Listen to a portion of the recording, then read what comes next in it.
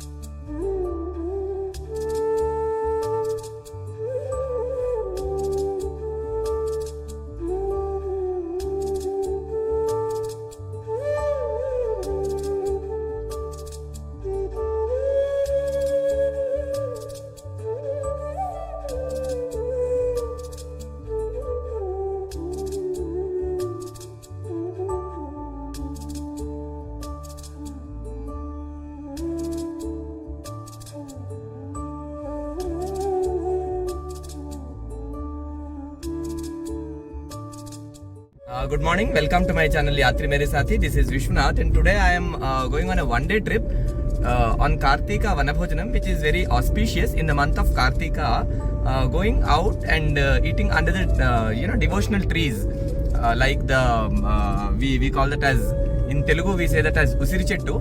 So the importance of this is that throughout the year, if we listen anything bad or we speak anything bad, to get rid of that sins, we should go to forest or such trees and eat food. It is believed that in such places there is a divine vibe and there are gods present. So when we eat food with them, they get rid of our sins. So this is my sweet colleagues.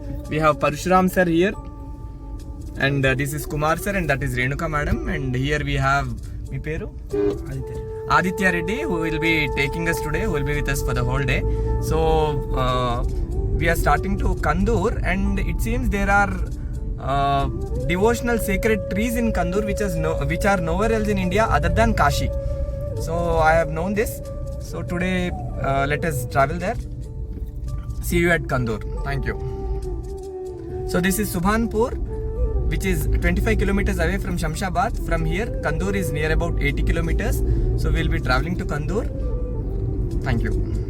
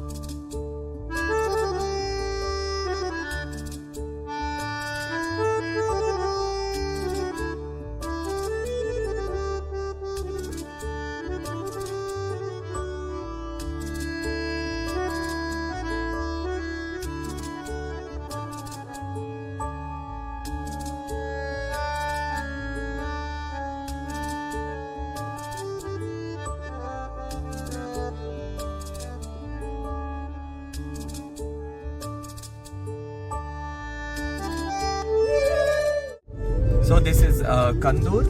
It took near about 1.5 hours to reach this place. So very soon, maybe in 5 to 10 minutes, we will reach the place.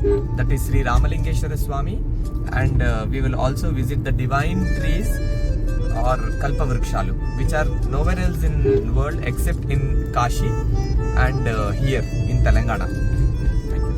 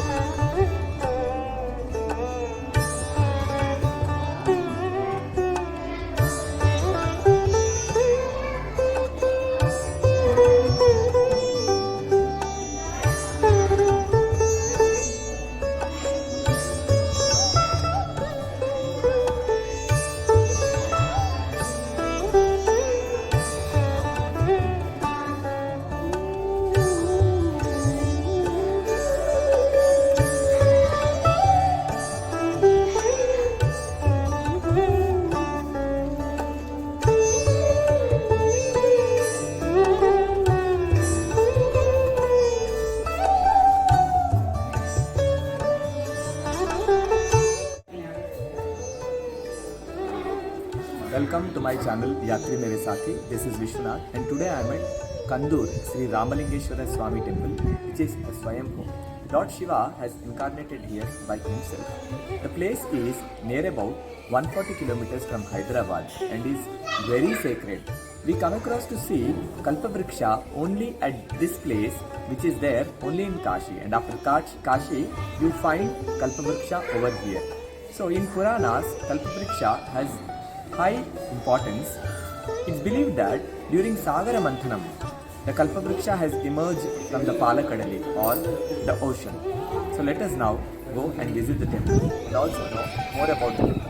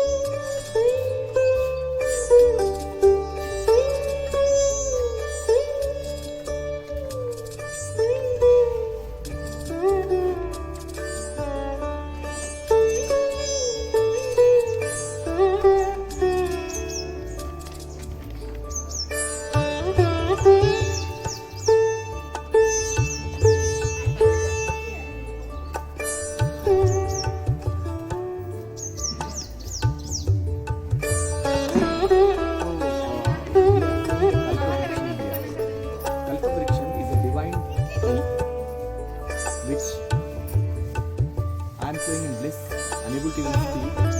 The feel that I get after coming out here.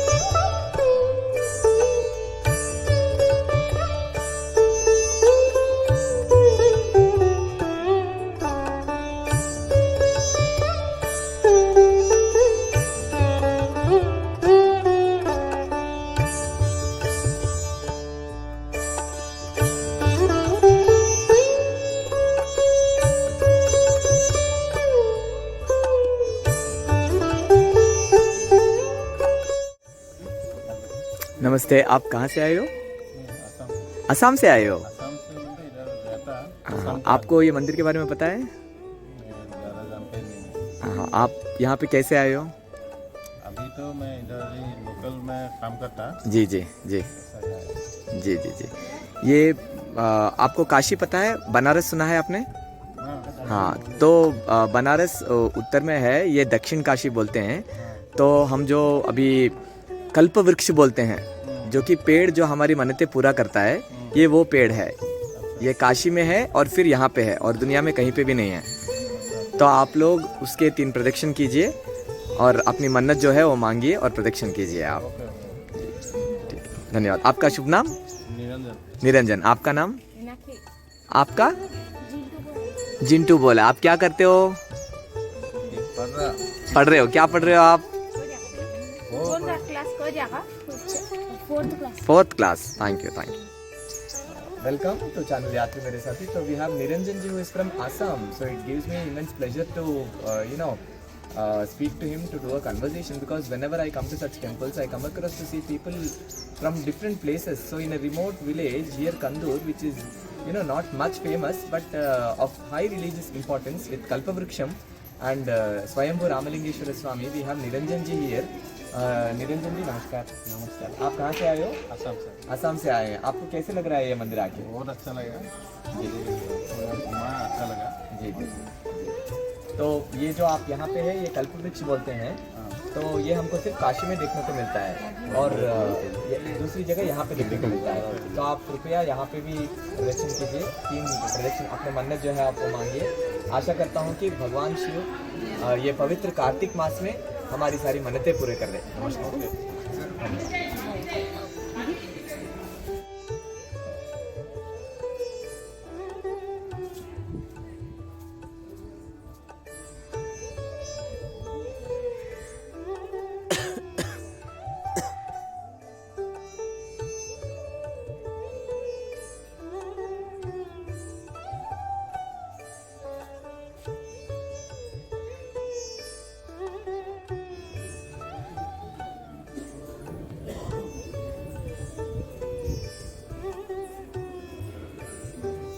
So this is Kandur Sri Ramalingeshwara Swami temple with high religious importance.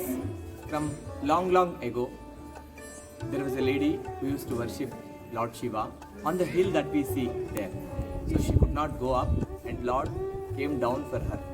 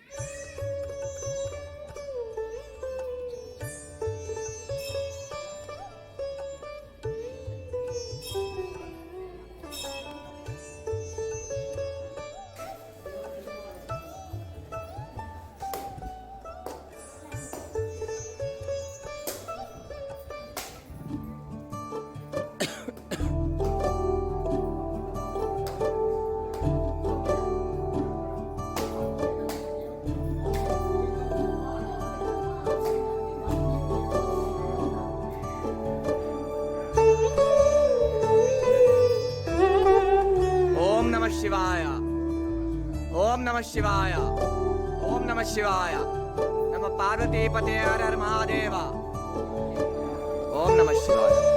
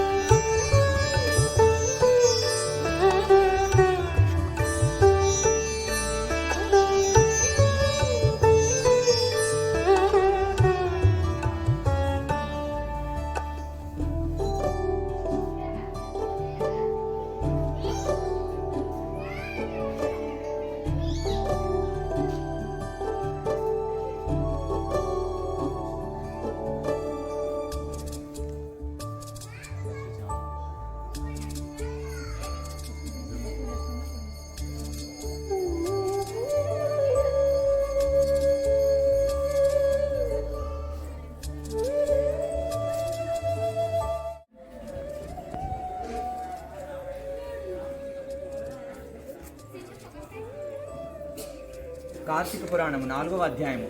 Karthika మాసము మాసాలన్నింటిలో కూడా మార్గశిర మాసము కార్తీక మాసం శ్రేష్టం అని అంటూ ఉంటారు. అయితే మాసాన మార్గశిరం శ్రేష్టం అంటారు. కార్తీక మాసంలో విష్ణుమూర్తికి శివుడికి కూడా చాలా ఇష్టమైనటువంటి మాసం.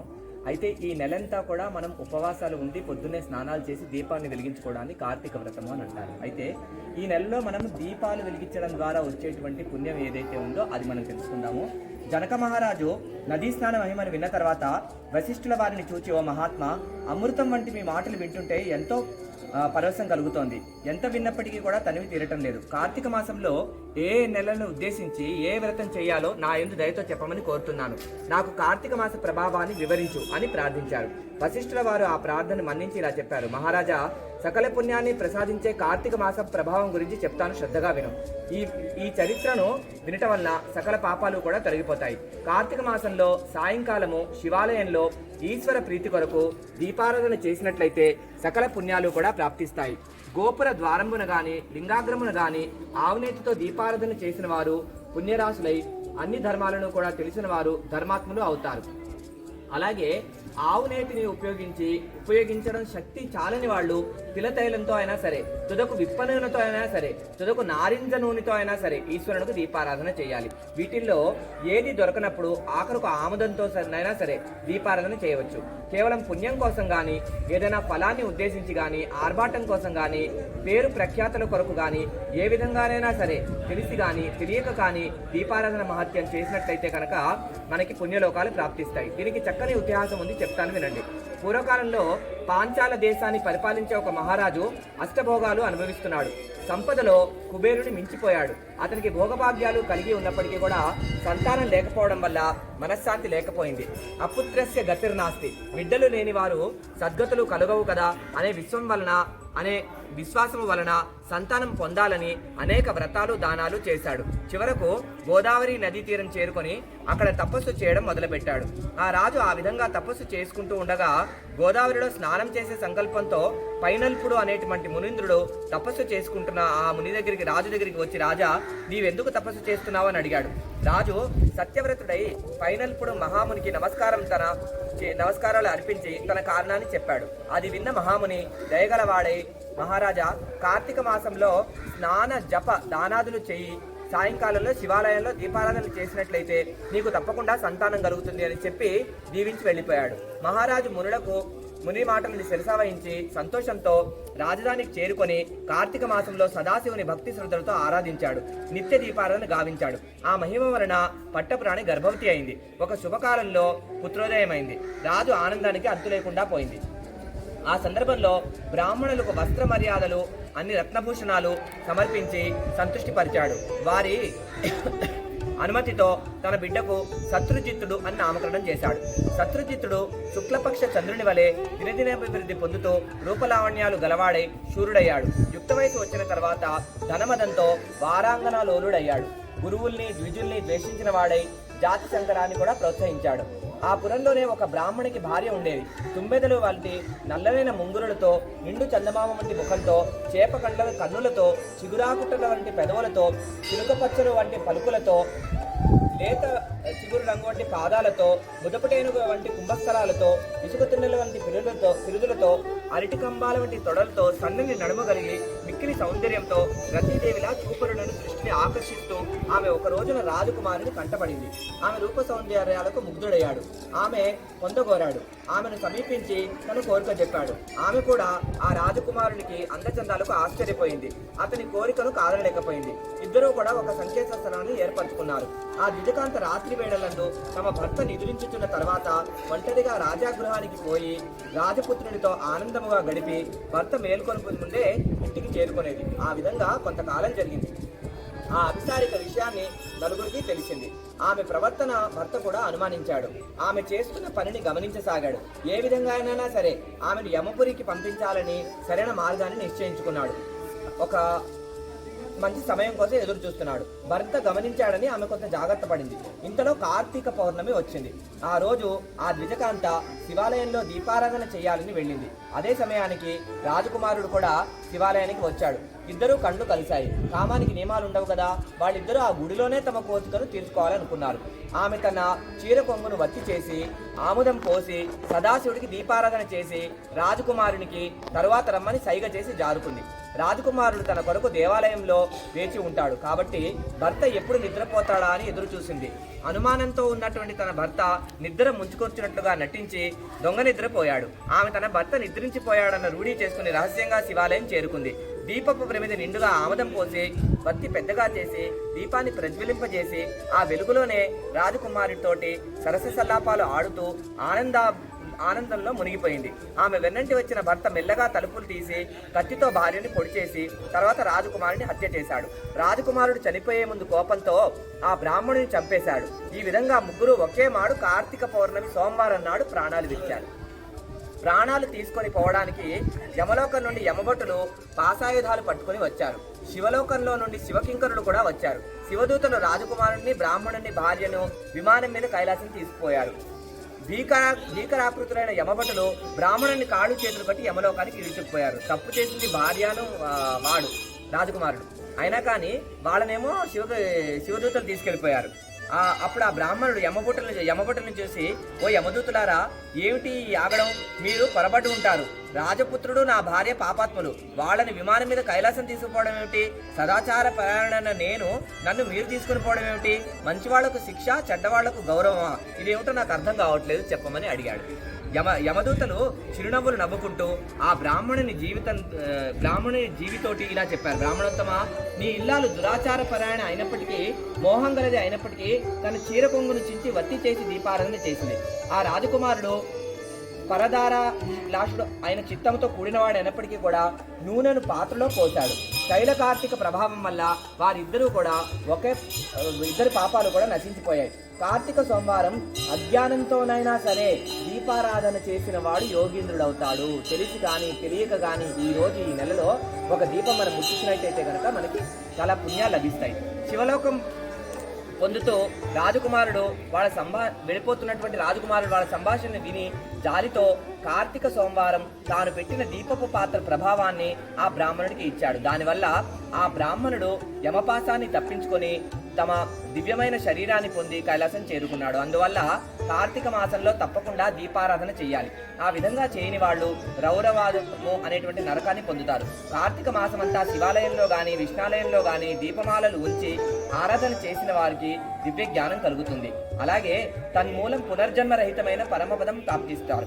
కార్తీక మాసంలో ఏ స్త్రీ గాని పురుషుడు గాని తమ శక్తి కొలది శివకేశవులకు ప్రీతి కొరకై దీపారాధన చేయడం వల్ల పాపాలు తొలగిపోతాయి. అందువలన రాజేంద్ర, నీవు కూడా కార్తీక మాసంలో ఈశ్వరాలయాల్లో దీనికి తోరణాలు కట్టించు. నీవు అలాగే అన్ని పాపాలు కూడా హరించుటే కాకుండా ముక్తిని కూడా కలుగుతుంది అని వశిష్ఠుల వారు జనక మహారాజుకు వర్ణించారు. ఇది శ్రీ స్కాంద పురాణాంతర్గత మహత్యమందరి 4వ అధ్యాయం సంపూర్ణము. ఓం నమ శివాయ, ఓం నమ శివాయ, ఓం నమ శివాయ. శివుడికి అభిషేకం చేసుకున్నా, స్వామివారి దర్శనం చేసుకున్నా, ఒక దీపం ముట్టించుకున్నా కానీ అది మనకి చాలా పుణ్యాన్ని ఇస్తుంది. అలాగే మామూలుగా మనం ఉట్టప్పుడు చేసేటువంటి పూజలు వేరు, పుణ్య తిథులలో చేసేటువంటి పూజలు వేరు. మనకి ఎలాగైతే మనం రోగం ఉన్నప్పుడు సొంతంగా మనం మందు వేసుకుంటే ఒకలా వస్తుంది, డాక్టర్ చెప్తే ఎలా అయితే మనకి దాని నుంచి ఉపశమనం కలుగుతుందో, అలాగే ఇలాంటి రోజుల్లో చేసేటువంటి ఒక పుణ్య కార్యక్రమాలు ఏమైనా ఉంటాయో అవి అక్షయ ఫలితాన్ని ఇస్తాయి. ముఖ్యంగా ఈ కార్తీక మాసంలో చేయవలసింది ఏంటంటే కార్తీక దీపం అంటే దీపాన్ని ముట్టించడం, కార్తీక స్నానం అంటే ఉదయాన్నే 5 గంటలకు ముందు మనం చేసేటువంటి స్నానం. 4 రకాల స్నానాలు ఉంటాయి. 2 గంటల నుంచి 4 గంటల మధ్యలో చేసేది బ్రహ్మ స్నానం అంటారు. 4 గంటల నుంచి 6 గంటల మధ్యలో చేసేది దైవ స్నానం అంటారు. 6 గంటల తర్వాత చేసేది మనుష్య స్నానం అంటారు. సూర్యోదయం అయిపోయాక చేసేది రాక్షస స్నానం అంటారు. ఈ యొక్క బ్రహ్మ స్నానం కానీ అధమంలో అధమం మనుష్య స్నానం చేయాలి. కార్తీక దీపం, కార్తీక స్నానం, అలాగే కార్తీక దానం. ఈ నెలలో ఏదైనా మనకి తోచిన వాళ్ళకి చలి పెరుగుతూ ఉంటుంది కాబట్టి ఆహారం కానీ, ఒక పండు కానీ, ఒక వస్త్రం కానీ, ధనం కానీ, ఏదైనా దీపం కానీ ఇది దానం ఇవ్వాలి. అలాగే కార్తీక వ్రతం అంటే 4 సోమవారాలు కూడా ఉపవాసం ఉండి పౌర్ణమి నాడు మనం ఆ స్వామివారిని కూడా నమస్కారం చేసుకుని ఆ స్వామివారికి అభిషేకం చేసుకుని లేకపోతే విష్ణుమూర్తి కనుక ఏదైనా ఒక పూజ చేసుకుని ఇది. అలాగే తులసి వ్రతం అంటే తులసి మాలని ఒక స్వామివారికి అర్పించినట్టయితే ఈ యొక్క కార్తీక మాస ఫలితం కూడా మనందరికీ లభిస్తుంది. అలాగే మనందరం కూడా ఈ నెలలో తెలిసో తెలియకో ఈ యొక్క స్వామివారి దర్శనాన్ని చేసుకున్నాం కాబట్టి మనందరిపై కూడా ఆ స్వామివారి కృపలు ఉండాలని మనస్ఫూర్తిగా ఆ స్వామివారిని ఆశిస్తూ ఓం నమః శివాయ, ఓం నమః శివాయ, ఓం నమః శివాయ.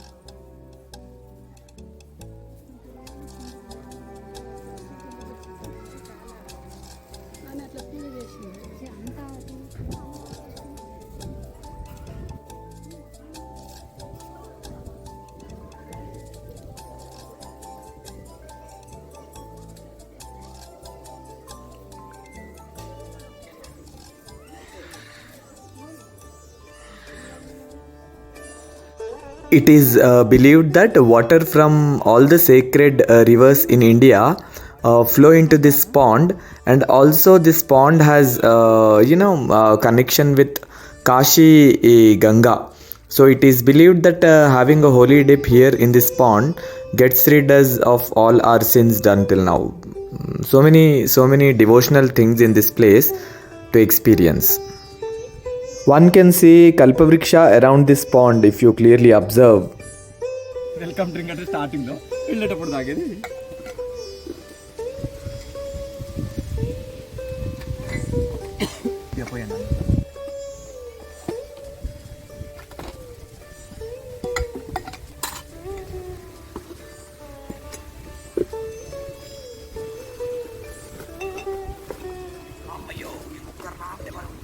కుక్కర్ తీసుకొచ్చారా సార్?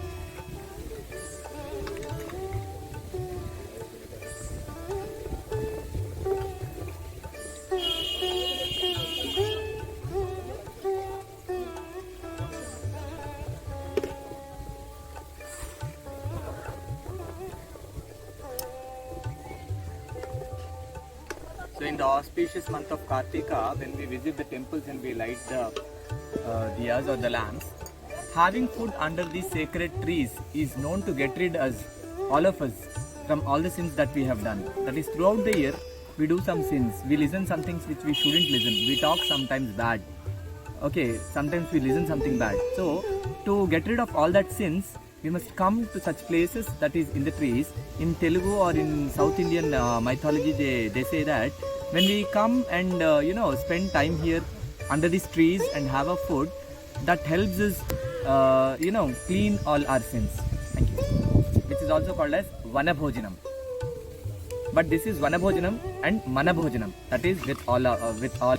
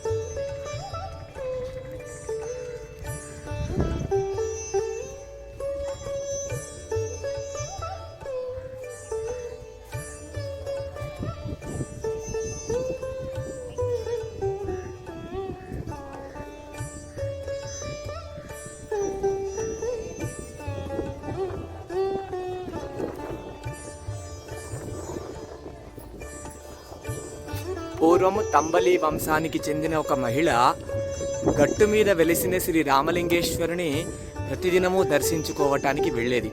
ఆమె కాలక్రమేణా గర్భవతి కావడం వలన రాను రాను ఆమె నిండు చులాలు కావడంతో శ్రీ స్వామివారిని ప్రతిదినము దర్శించుకోవడం చేతకాకపోవడంతో శ్రీ స్వామివారిని వేడుకుంది. ఓ స్వామి, నేను గట్టు ఎక్కి ప్రతిదినము నిన్ను దర్శించుకోవడము నా చేత కాదు. మళ్ళీ ఎంతకాలానికి మిమ్మల్ని సేవించుకుంటానో అని బాధతో స్వామివారిని వేడుకుంది. ఆ మాటలు విన్న రామలింగేశ్వరుడు వెంటనే ఆమె భక్తికి పరవశుడై ఆమెతో ఇట్లు అనెను, నీవు రాలేకుంటే నేను నీ వెంబడి వస్తాను, కానీ నీవు వెనుక తిరిగి చూడకుండా కొండ దిగి నీ చేతనైనంత దూరము వెళ్ళి నిలువు, నేను నీ వెంబడి వస్తాను అని చెప్పాడు. ఆమె వెంటపడి రథారూఢుడైన బయలుదేరినాడు. కొంత దూరము దిగిన పిమ్మట భయంకరమైన గంటలు రథచక్రాలు శబ్దానికి భయపడి ఆమె తిరుగు వెనుకకు చూడడంతో రథచక్రాలే విరిగి ఒకటి స్వామివారి పీఠంగా ఏర్పడింది, రెండవది స్వామివారి కోనేరులో నిక్షిప్తమైంది. ఇది శ్రీ స్వామివారి క్షేత్రమేమ. శ్రీ రామలింగేశ్వర స్వామి దేవస్థానమునందు వడ్డేమానుకు చెందిన తైలప్ప రాజు కూతురు వసుంధర అనంతరము 11వ శతాబ్దంలో కాకతీయ వంశానికి చెందిన ప్రతాపరుద్రుని కాలంలో దేవాలయాన్ని నిర్మించినట్లు చరిత్ర వల్ల తెలుగుచున్నది. ఈ క్షేత్రంలో 27 కల్పవృక్షములు సహజ సిద్ధంగా ఏర్పడ్డాయి. ఇట్టి వృక్షాలు కాశీలో తప్ప మరెక్కడా లేవు. ఈ వృక్షాలు ఈ క్షేత్ర ప్రత్యేకత. వీటి క్రింద జపము అనుష్ఠాము చేసిన, భోజనం చేసిన లేక నిద్రించిన సకల గ్రహబాధలు పీడలు వైదొలిగిపోతాయి మరియు సకల రోగాల నుండి విముక్తి పొందుతారు.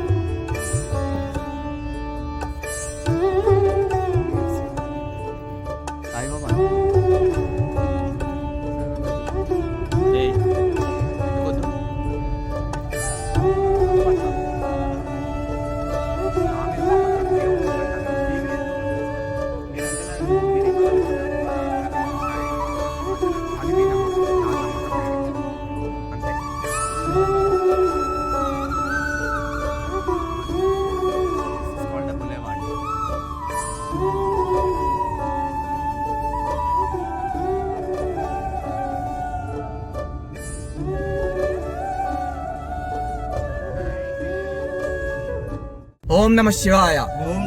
Om Namah Shivaya. Om Namah Shivaya. So after completing the darshan and having a blissful experience in Kandur Sri Ramalingeshwari Swami Temple, we are moving back to our destination. So thank you. May Lord Shiva bless all of us. Thank you. Please subscribe to my channel Yatri Mere Sathi. Like, share and comment to my videos. Thank you. For more such information on temples of India, please subscribe to my channel Yatri Mere Sathi. Thank you.